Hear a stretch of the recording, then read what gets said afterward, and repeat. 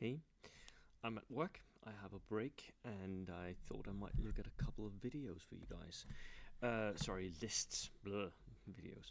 A couple of lists. This first one is from Aaron of CERN Central, also doing videos. I think I'll link his channel in the description here. Does some very nice math on the game as well, so really cool. And let me get that for you. It is this one. Here we go. So US machine guns, 27 on a dice. Look at that. This is almost into the spam, and machine guns and spam sort of territory here. 27 order dice, 1250. But this is what you can do, right? This is what you can do with version 3 with the force organization. Why not? So we have an inexperienced platoon commander. We have rangers. Rangers are really nice. 6-man squads with BAR that keeps them cheap, but also with a little bit of range. Yeah, I can see that. If you're pushing into the center table, 7-man units, which means that they can take a few punches. Nice. 3 of those. A company commander, not sure what that is needed for, but we shall see. Inexperienced. Bazooka team, always nice to have. White scout car. Company commander plus 3 bazookas goes into the white scout car. Right. So that's why you need the company commander. He is making a bomb to throw at enemy armored sections that are pushing forward. He can snap to that whole super unit here. A jeep, which could be a platoon commander plus a jeep bazooka team if he needs to outflank or something. Heavy weapons platoon, platoon commander, inexperienced machine guns. Yes. Unless you're running Germans, I think this is the way to run machine guns, because with 6 shots, you're still very likely to get the hits, and then you're creating pins, which is what you want. Like a couple of casualties, 1 maybe, and then a pin. That's perfectly fine for a medium machine gun. But if you're running Germans, I would run them regular, just because you're throwing out 7 dice, and you're now very likely to hit 4 times ish, which is a much more interesting proposition for me to create casualties, right? But these machine guns, and he's picking 3 per choice here, so 6 machine gun teams. Lovely. He's going to be able to, and you can use these as infantry. They can't shoot, but you can run them still, right? You don't need to keep them locked in place. Run them for a couple of turns, sit down, shoot, run another turn. And more machine gun teams. 3, 6, 8. That is a lot. That's 14 machine gun teams. That is a lot of machine gun teams. And 3 bazookas to take care of tanks. So he's going to darker you to bits with all the machine guns. I would want to play this. I think I'm going to try this list out at some point. I'm running my my partisans this evening at a local friendly game store pickup game, and I have a lot of machine guns in the list. But this is this is brilliant. So many machine guns. So many machine guns. Love it, Aaron. I love it. Of course, you're going to struggle to push forward, but you have so many units. Like, have some of them on ambush. Do a little bit of fire and maneuver, right? That's what they did in the real world.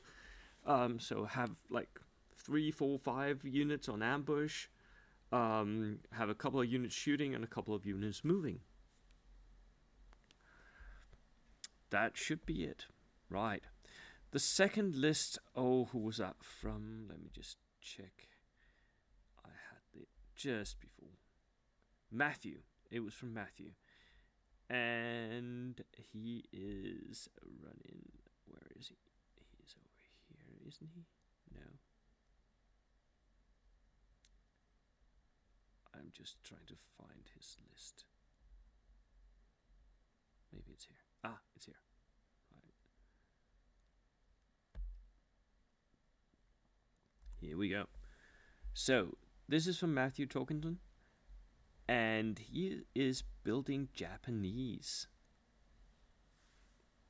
We're not seeing the Japanese win much yet, but I think you could still do well with them, especially with Japanese veterans. Veteran fanatics are going to be really hard to remove. 17 order dice, which is a nice order dice count for 1250. Could be a little higher, but not a problem. Officer regular with an extra man.